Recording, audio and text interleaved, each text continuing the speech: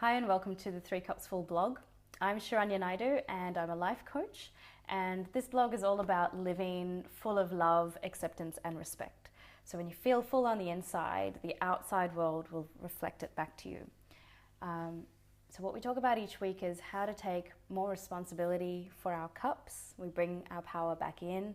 We expect less from other people to fill those cups for us.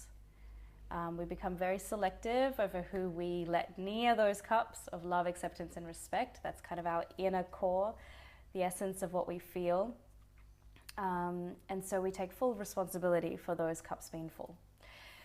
This week, I wanted to share with you what I do to feel grounded. So I was asked this morning, what do you do to keep yourself grounded? You know, you talk to a lot of people every week and, you know, they're sharing their darkest moments with you, heavy emotions. What do you do to keep grounded? So I've got 3 things that I'd like to share with you. The first thing is, regardless of the work you do, whatever your job is, whatever your career is, very fortunate people have careers that absolutely give them joy and fill them, you know, that it's quite a beautiful thing. They're enthusiastic about the work they do. They actually love waking up in the morning to go and do that job or the work, and it's not something that they then have to recover from on the weekend. So that's a beautiful place to be in. But if you don't have that, well, sometimes the work we do is lovely and fulfilling, but we do get tired. So something that grounds me back into a sense of stillness is finding something that gives me joy, that has nothing to do with anyone else. And it's almost like I've given myself a gift. I've taken care of myself. So it's something that really makes me feel wonderful, just for the pure sake of feeling wonderful. And it's got nothing to do with anyone else, so it's not plugged into anyone else. I'm in complete control over when, where and how. So there's a couple of things that I do to get me into that space. It's doing things that give you joy, basically. So I love making cards, like happy birthday cards or I love you cards or whatever.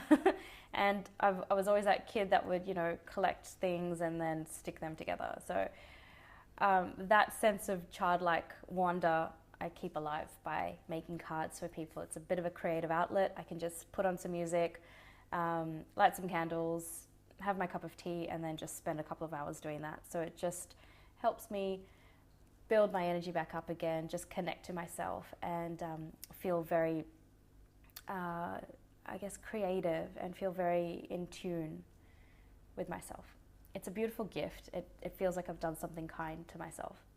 The other thing that I do is I found something that feels great for me, moving my body. So I'm not a runner, I am not a kickboxer, although I did that when I was young. It doesn't interest me anymore. I'm not a gym fanatic at all, but you know, it's important to move our body for so many different reasons, just to be healthy, just to be strong, just to be flexible, but also the body holds a lot of emotions, and the less we move, the more heavier it can get. So there's certain, types of movements and exercises that help release emotions from the body. And there are certain places in the body that hold certain emotions.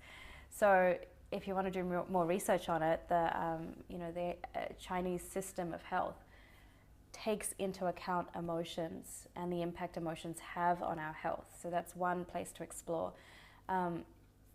Another place to explore is Louise Hay's book, You Can Heal Your Life. She's got this amazing index at the back of the book where over years and years and years she noticed that people that had certain ailments and conditions and body pains would complain about the same stories or emotions that were happening in their life. So she linked these up, and there's an index that you can search. You know, you could search A for acne or B for bones and look at the emotions associated with those parts of the body. So moving our body is quite an important thing. For me, it's yoga and Pilates. They're very gentle, very for me, joyful ways of moving. And it takes me out of my mind and it grounds me in my body. So when we say, I need grounding, or I'm feeling ungrounded or unsettled, it's really because we're just caught up in our mind and all the thinking and overwhelming to-do lists that we have, and we're just trying to go breathe and ground ourselves so that we actually can bring our full self to the task at hand, whatever it is we need to do. So yoga, Pilates, for me, helps me move out of my mind and into my body and really connect in and just be present.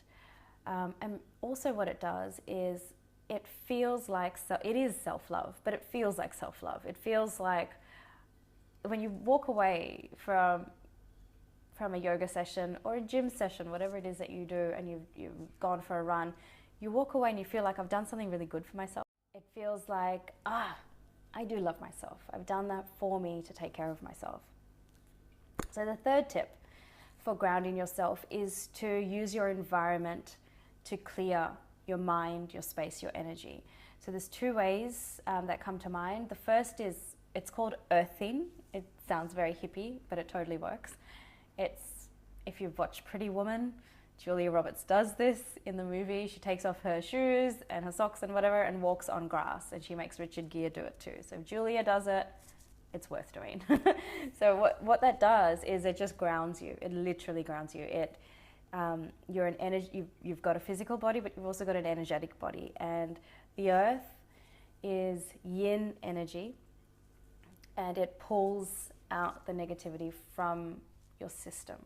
So going for a walk in nature is great. Going for a walk in nature bare feet is even better, because you're actually connecting to the earth and you're becoming one with that energy field. You don't have anything in between.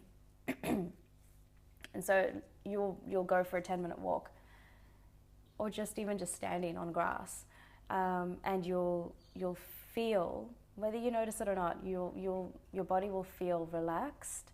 It'll sink in.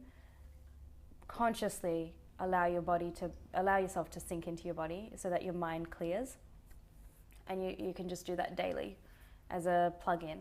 So we all recharge our phones. We don't expect them just to keep going without recharging them. Your body is the same, your mind is the same. You need to reboot and recharge.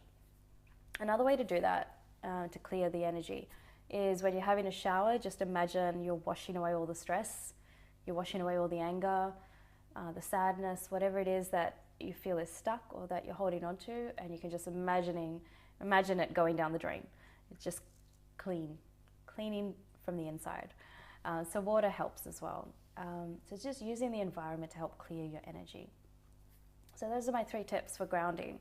Grounding is when you feel completely unsettled, frazzled, overwhelmed, too many things to do, caught up in the doing of life. And grounding is a practice to come back into being, come back into stillness, come back into spaciousness. So the first one was to do something that gives you joy, that's not plugged into anyone else. And think about what you used to do as a kid, and if you can, recreate that, because you'll just feel this sense of aliveness and curiosity and creativity. The second thing was to move your body in a way that feels like self-love and not punishment. For me, it's yoga. For you, it could be running. It could be a salsa dancing class, whatever works for you.